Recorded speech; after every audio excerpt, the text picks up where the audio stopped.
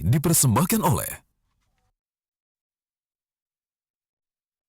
Ya, pemirsa, kembali lagi dalam Health Matters. Kita sudah membicarakan tadi mengenai langkah-langkah yang harus diambil oleh seorang penderita diabetes. Tapi ada baiknya nggak sih, Dok? Ada manfaatnya juga nggak untuk penderita diabetes ini berpuasa? Tentu ada. Biasanya pasien-pasien yang belum dapat mengontrol gula darahnya akibat tidak dapat mengontrol cara makan, justru ketika dia berpuasa, pola makannya akan menjadi lebih teratur. Pada saat berbuka, dia berbuka. Pada saat sahur, dia sahur. Beda pada saat dia tidak berpuasa, dia bisa suka ngemil. Itu yang kadang-kadang menjadi kendala dalam mengontrol gula darah. Justru ketika dia berpuasa, gulanya akan semakin turun ketika mengikuti pola makan yang lebih teratur. Cuma permasalahannya, kondisi diabetes tiap orang berbeda-beda. Ada orang yang mungkin dengan menjaga pola makan dan olahraga saja tidak dapat mengontrol gulanya dengan baik. Artinya gulanya turun dari sebelumnya tapi belum sampai mencapai kadar yang kita inginkan. Ya. Pada saat seperti itu mungkin dengan dia berpuasa, tanpa berpuasa pun dia sudah bagus karena dijaga makan segala macam. Berpuasa lebih baik, tetapi tetap dia akan butuh obat untuk menurunkan gula darah sampai normal. Tetap ada obat yang harus dikonsumsi oleh si penderita diabetes ini. Ya, betul. Nah, Dok, ini diabetes ini bisa dikatakan genetik atau sudah ada hasil yang hasil survei mengatakan seperti itu nggak, Dok? Tidak bisa 100% dari genetik. Ya, tidak ada persentase misalkan dari satu pasang suami istri punya 4-5 orang anak, berapa persen anaknya akan terkena diabetes, tidak ada data seperti itu. Yang jelas sampai saat ini penyebab diabetes tidak diketahui, tetapi kita tahu beberapa faktor risiko terjadi diabetes. Misalkan faktor genetik, ya satu, kedua lifestyle, ketiga obesitas, ya pola makan yang buruk, kurangnya exercise atau aktivitas fisik. Nah itu semua berkontribusi dalam terbentuknya terjadinya penyakit diabetes ini. Jadi artinya kalau kedua orang tuanya tidak menderita diabetes, kemungkinan anaknya diabetes itu bisa aja. Tetap karena ada. Tadi gaya hidup. Ya, betul. Ya, gaya hidup yang tidak memperhatikan pola makan, kemudian kurang olahraga. Ya.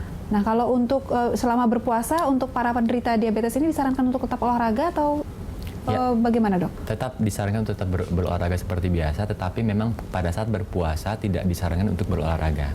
Tetapi pada saat berbuka, setelah itu jika dia melakukan sedikit aktivitas fisik, berolahraga yang sangat ringan mungkin untuk 15-30 menit tetap disarankan. Kecuali pada saat berpuasa ya. Karena tidak ada asupan segala macam, tetap dihindari untuk beraktivitas fisik yang berat. Ya, selain ada aktivitas fisik yang tidak berat selama bulan puasa ini untuk para penderita diabetes, untuk pola makan atau jenis makanannya yang bisa mereka konsumsi itu seperti apa, Dok? Pada saat sahur, kemudian pada saat berbuka, begitu? Pada saat sahur disarankan untuk banyak minum air putih. Pertama, untuk menghindari dehidrasi karena puasa akan panjang. Betul. Hindari minuman yang terlalu berkafein, atau terlalu bersoda, atau terlalu manis pada saat sahur. Karena justru minuman-minuman seperti itu bukannya mencegah dehidrasi, justru akan membuat lebih cepat haus pada saat berpuasa. Jadi lebih baik air putih saja. Kemudian makanan-makanan yang dipilih mungkin yang lebih banyak serat. Itu untuk pas sahur ya? Pada saat sahur ya. Banyak minum air putih. Kenapa demikian? Karena kita berpuasa kan jangka panjang. Jadi dengan makanan yang berserat, dengan makan-makanan yang kita sebut mempunyai indeks glikemik yang rendah, artinya absorpsi gulanya akan pelan-pelan, akan mencegah gulanya tidak cepat tinggi, tidak cepat naik terlalu tinggi, tapi dia diserap pelan-pelan, jadi kurvanya lebih datar. Berarti itu didapat dari sayur-sayuran? Sayur-sayuran, kalau misalnya sumber karbohidrat mungkin dari nasi merah, nasi hitam gitu, yang mempunyai kadar serat yang lebih tinggi. Kalau untuk berbuka puasa, Dok? Untuk berbuka puasa tetap yang jauh lebih baik, jenis makanannya seperti apa? Tetap boleh ya, misal kita mau berbuka dengan kolak, ya minuman yang manis-manis tetap boleh, tetapi tidak terlalu banyak. Setelah itu dilanjutkan dengan makan-makan seperti pada saat sahur. Jadi tetap dipilih makanan yang banyak serat, indeks glikemik sangat rendah. Nah, kalau untuk ini, Dok, penderita diabetes yang usia lanjut gitu ya, tetap bisakah menjalankan ibadah puasa, Dok? Tetap bisa, tetapi memang pada pasien berusia lanjut mereka termasuk ke dalam kelompok berisiko tinggi untuk menjalankan ibadah puasa. Artinya apa? Bisa berpuasa tetapi perlu pengawasan yang lebih ketat oleh ahlinya atau oleh dokter.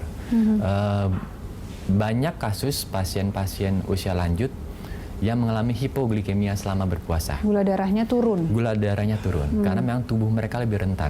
Ya. Jadi sangat dianjurkan untuk berkonsultasi terlebih dahulu. Dan persiapan akan jauh lebih lama dan harus lebih matang. Nah, itu konsultasinya kalau untuk Pak usia lanjut harus jauh-jauh hari ya dok ya? Iya betul, dan biasanya lebih bagus melibatkan keluarga.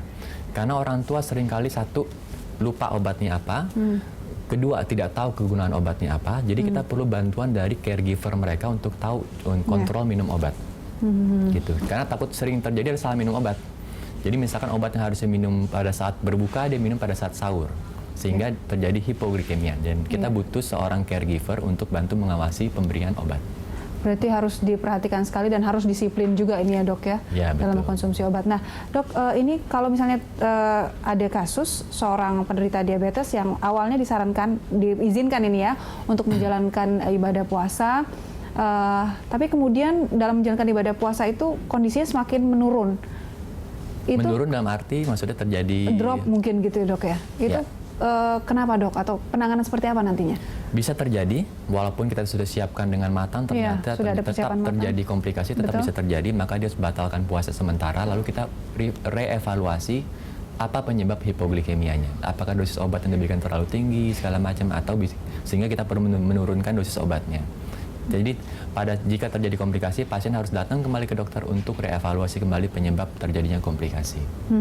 Dok, sebenarnya bisa jelaskan nggak kalau 2 bulan tadi dokter katakan untuk persiapan para penderita diabetes menjalankan ibadah puasa itu seperti apa pemeriksaannya yang dijalankan, yang dilakukan dok? Jadi pada saat sebelum berpuasa kita ingin mengontrol gulanya dengan baik dulu. Ada kalanya pasien juga kita coba berpuasa sebelum bulan Ramadan.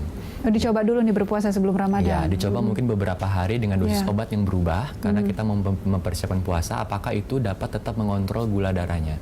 Karena yang harus kita lakukan seringkali adalah menurunkan dosis obat, atau menurunkan frekuensi pemberian obat. Jadi kadangkala dengan penurunan dosis atau frekuensi obat itu, gula menjadi naik.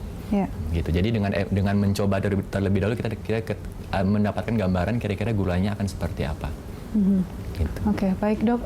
Ini terakhir dok, sebagai kalau untuk penderita diabetes ini, apa sih yang bisa diberikan oleh dukungan yang bisa diberikan oleh orang terdekat, mungkin keluarga ya, untuk para penderita diabetes ini yang memang punya semangat kuat untuk menjalankan ibadah puasa dok?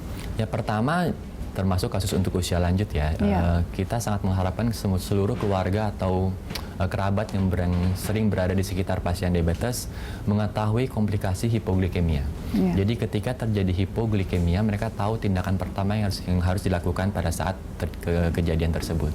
Kedua, keluarga sangat dianjurkan untuk sedikit berempati, terutama dalam kondisi dalam mempersiapkan menu berbuka puasa misalnya. Jadi toh menu-menu atau makanan yang baik untuk pasien diabetes kebanyakan akan baik pula pada orang-orang yang tidak mempunyai diabetes. Jadi itu berdampak baik untuk kedua belah pihak ya, baik itu yang menderita diabetes maupun yang tidak. Dan godaan untuk pasien diabetes pun juga semakin berkurang. Ada lagi dok yang bisa diberikan oleh keluarga? Saya kira dengan support bahwa gula mereka tetap bisa terkontrol selama bulan puasa, keluarga tetap support untuk menyelesaikan ibadah puasa, saya akan sangat berdampak baik.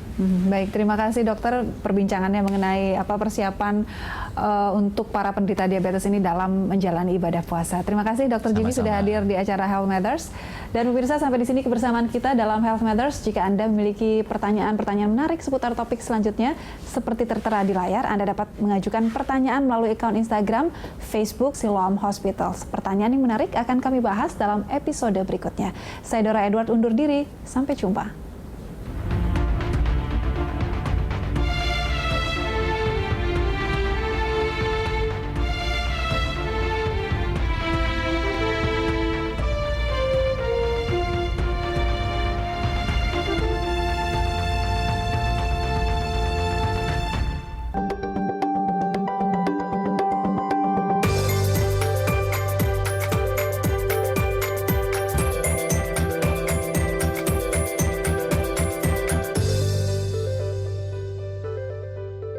Dipersembahkan oleh